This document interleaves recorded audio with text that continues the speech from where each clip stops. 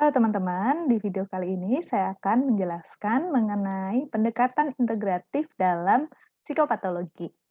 Nah, di sini kita akan membahas mengenai, bagaimana sih kita bisa menjelaskan penyebab dari munculnya gangguan-gangguan psikologi, gitu ya. Nah, di sini kita ada beberapa hal yang akan kita bahas, yaitu yang pertama adalah mengenai sisi biologis, kemudian psikologis, sosiokultural, dan biopsikososial. Nah, yang pertama, dari pendekatan biologis. Seperti teman-teman tahu ya, kita itu, di dalam mempelajari secara sudut pandang biologis gitu ya, kan ada genetis dan sistem syaraf gitu ya. Jadi dari perspektif yang bagian genetik ini adalah gangguan psikologis itu juga diwariskan gitu, dari keturunan atas ke keturunan bawahnya gitu ya, dari satu keturunan ke keturunan selanjutnya. Jadi kayak di pohon keluarga itu, gitu. Nah, namun selain itu, selain dari sisi genetis, kita juga melihat permasalahan psikologi itu juga bisa nih disebabkan oleh permasalahan pada sistem syaraf, gitu. Jadi nggak melulu karena keturunan saja, namun juga bisa karena permasalahan di sistem syaraf kita, gitu. Nah, secara genetis ini, jadi bisa saja nantinya akan muncul permasalahan yaitu, kelainan fungsi, gitu. Jadi, eee, neurotransmitter yaitu adalah bagian, sistem syaraf yang bertugas untuk mengirimkan informasi, itu ada masalah di sana, gitu. Kemudian bisa juga kelainan kerusakan otak yang diturunkan. Jadi misalnya ibu itu ada permasalahan nih di otaknya. Nah, ini terus ternyata ini menurun gitu, menurun, di anaknya juga kayak gitu, tuh. Nah, ini bisa menyebabkan gangguan psikologis gitu. Nah, hal ini tuh udah dibuktikan teman-teman dengan penelitian-penelitian ilmiah. Jadi sangat banyak bukti nih yang menunjukkan ada hubungan antara faktor genetis dengan munculnya berbagai gangguan psikologis. Tuh, seperti skizofrenia, gangguan bipolar, manik depresif, kemudian depresi berat, alkoholisme, autisme, demensia Alzheimer, kemudian gangguan kecemasan, disleksia, dan gangguan kepribadian antisosial. Nah, nanti lebih lanjut di setiap babnya dari gangguan-gangguan ini, teman-teman akan menemukan gitu ya, seperti apa permasalahannya dari sisi biologis gitu. Nah, kemudian tadi kan ada di-mention ya tentang neurotransmitter gitu. Nah, inilah beberapa neurotransmitter yang bertanggung jawab gitu ya akan munculnya gangguan psikologis atau perilaku abnormal. Nah, yang pertama di sini, asetilkolin. Asetilkolin ini sebenarnya fungsinya adalah mengendalikan kontraksi jaringan otot dan membentuk ingatan. Nah, ketika, di sini asetilkolinnya bermasalah gitu ya, asetilkolinnya rendah, nah ini tuh, terjadi tuh, membuat seseorang Alzheimer, karena di sini dari hasil penelitian menunjukkan bahwa orang yang mengalami Alzheimer itu, kadar atau tingkat asetilkolinnya rendah. Nah, selanjutnya dopamin. Dopamin ini mengatur kontraksi jaringan otot dan proses mental yang meliputi pembelajaran, ingatan, dan emosi. Dopamin yang tinggi ini memicu skizofrenia. Jadi pada pasien-pasien skizofrenia itu ketika dicek kadar dopaminnya tinggi. Nah, kemudian norepinefrin. Ini fungsinya adalah untuk proses mental ya terkait dengan pembelajaran dan ingatan. Nah, ketika terjadi gangguan ketersediaan norepinefrin, ini menyebabkan munculnya gangguan mood seperti depresi. Terus ada serotonin. Nah, serotonin ini fungsinya adalah mengatur suasana hati, kejenuhan, dan pola tidur. Nah, gangguan ketersediaan dari serotonin ini menyebabkan munculnya depresi dan gangguan makan. Nah, nantinya tiap bab nih teman-teman akan cek gitu ya, pahami di masing-masing gangguan apa penyebabnya secara biologis gitu. Di sini kita akan bahas secara umum. Nah, selanjutnya tadi kan ada masalah di sistem syaraf, gitu kan. Nah, di sistem syaraf kita tahu ya di dalam diri makhluk hidup gitu ya. Di makhluk hidupnya di sini memang yang kita bahas adalah manusia gitu ya. Di manusia ini ada sistem syaraf pusat dan sistem syaraf tepi, di mana sistem syaraf pusat kita terdiri atas otak dan sumsum tulang belakang, dan sistem syaraf tepi ini ada sistem syaraf somatik dan sistem syaraf otonom. Nah, sistem syaraf otonom atau yang bekerja secara otomatis ini terdiri dari sistem syaraf simpatetik dan sistem syaraf parasimpatetik. Nah, ketika terjadi permasalahan di sistem syaraf ini juga akan memicu munculnya perilaku abnormal atau gangguan psikologi, gitu. Nah, pada sistem syaraf pusat itu kan otak, di otak ini terdiri atas beberapa bagian ya, ada otak depan, otak tengah, otak belakang, kayak gitu. Nah, di otak depan ini terdapat lobus, di mana ada 4 lobus, yaitu lobus frontal di depan, parietal di atas, oksipital di belakang, dan temporal di samping. Nah, masing-masing lobus ini memiliki fungsinya tersendiri, gitu. Nah, di sini kita bisa tinjau lobus oksipital ini terlibat dalam proses penglihatan. Lobus temporal ini pemrosesan suara, lobus parietal di atas ya ini terkait dengan sensasi sentuhan, suhu, dan rasa sakit, dan lobus frontal ini yang depan ini terkait dengan pengendalian otot, dan prefrontal yang paling depannya adalah terlibat dalam fungsi mental seperti berpikir, pemecahan masalah, dan penggunaan bahasa. Nah, ketika di masing-masing lobus ini terjadi permasalahan, ini juga akan memicu ya terjadinya perilaku abnormal.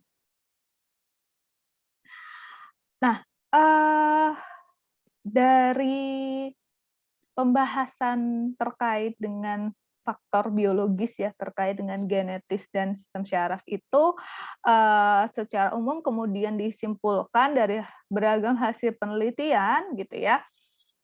Jadi sebenarnya gen itu tidak dapat memastikan perilaku yang muncul. Jadi gini, misalnya, mohon maaf nih, ada seorang ibu ini memiliki gangguan skizofrenia tadi. Nah, kemudian sebenarnya belum tentu anaknya itu juga skizofrenia. Jadi gen ini nggak pasti gitu ya akan memunculkan. Nah, ini karena faktor genetis ini tuh memunculkannya adalah predisposisi atau kecenderungan. Jadi nggak terus pasti 100% gitu ya akan membuat gangguan atau perilaku yang sama itu muncul gitu, karena sifatnya ini adalah kecenderungan.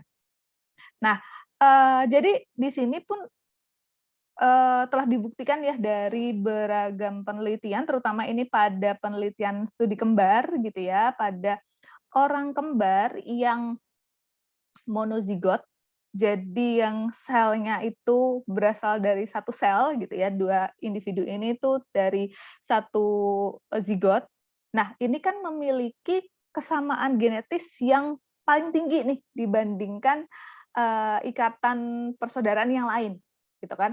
Nah, di sini mereka itu, nggak selalu gitu ya, misalnya si kembar ini kembar 2 orang, si A ini, mengalami gangguan psikologis, si B juga pasti gangguan psikologis. Ini enggak, tapi memang punya, kecenderungan gitu ya, punya resiko untuk memunculkan gangguan yang sama, tapi enggak mesti 100% gitu. Nah, kemudian selain itu gangguan psikologis itu dipengaruhi oleh multigen. Jadi nggak hanya satu jenis gen aja yang membuat munculnya gangguan psikologi. Nah, faktor genetis dan pengaruh lingkungan inilah yang saling berinteraksi dan membentuk kepribadian seseorang, sehingga menentukan kerentanan seseorang terhadap serangkaian gangguan psikologis. Jadi bisa muncul gangguan psikologis ini karena ada interaksi gitu ya antara faktor genetik, dan pengaruh lingkungan. Nah, kita akan lanjut ke perspektif selanjutnya, yaitu perspektif psikologis. Nah, di perspektif psikologis ini sendiri terdapat beragam perspektif ya. Teman-teman pasti pernah mendengar gitu ya. Di sini ada perspektif psikoanalisis, gitu kan. Nah, di sini kalau di psikoanalisis atau psikodinamika gitu ya, nama lainnya itu eh, perilaku bisa muncul itu karena didorong oleh motif-motif di luar alam bawah sadar dan konflik yang tidak disadari. Nah, konflik itu didasari oleh insting dan dorongan seksual dan agresif yang primitif. Nah, jadi muncul gangguan psikologis ini karena adanya dorongan-dorongan instinktif gitu ya, yang nggak disadari. Nah, teman-teman pasti ingat ya, di dalam perspektif psikodinamik, ini struktur kepribadian itu terdiri atas id, ego, dan superego. Kan id itu yang dorongan dari dalam, kemudian superego adalah nilai-nilai yang dianut gitu ya, dan ego ini kan jembatan gitu kan, yang menjembatani antara id dan superego.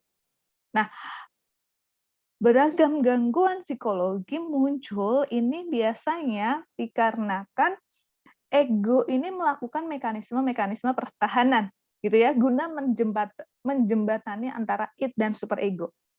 Nah, beragam mekanisme pertahanan inilah yang kemudian nantinya akan memicu munculnya gangguan psikologi gitu. Mungkin teman-teman yang paling familiar adalah dengan mendengarnya adalah represi gitu kan. Nah, konflik-konflik yang direpres terus-menerus kayak gitu. Nah, ini bisa memunculkan suatu gangguan permasalahan psikologis. Nah, selanjutnya dari model behavioral atau perilaku ya, ini perilaku abnormal bisa disebabkan karena mekanisme reinforcement, reward and punishment kayak gitu ya. Jadi kayak seseorang bisa memunculkan perilaku bermasalah gitu karena ada reward yang keliru mungkin gitu. Ini yang semacam ketika anak membolos, dia justru diberikan reward-nya berupa duduk paling belakang gitu kan, misalnya kan, kok bolos paling belakang ya, terlambat misalnya, terlambat duduknya paling belakang. Nah ini justru mungkin seneng nih duduk paling belakang gitu kan, karena memang kurang termotivasi sekolah gitu misalnya. Nah ini kan akan memicu dia akan terus muncul perilaku tersebut yang berulang gitu kan. Nah jadi mungkin juga teman-teman ingat ya teori-teori dari behavioral ini, dari classical conditioning, kemudian operant conditioning, kayak gitu. Itulah yang memunculkan munculnya gangguan psikologi gitu ya. Jadi untuk mendeskripsikan atau menjelaskan gangguan psikologis itu muncul karena adanya pengkondisian-pengkondisian. Nah, kemudian dari perspektif yang ketiga atau di model kognitif ini, gangguan psikologi itu muncul dikarenakan adanya pikiran yang keliru gitu. Jadi ada irrational belief. Adanya irrational belief dalam diri seseorang ini akan memicu munculnya perilaku abnormal gitu, atau psikopatologi ya. Nah, di antaranya ini ada all or nothing thinking. Jadi kalau enggak iya, ya enggak gitu ya. Atau pemikiran hitam putih gitu. Kalau enggak hitam ya putih aja, enggak ada abu-abu. Nah, ini termasuk pikiran yang keliru. Kemudian catastrophizing. Jadi kayak yang memprediksi bahwa ke depan itu masa depan itu akan buruk gitu ya. Pikiran akan bencana gitu.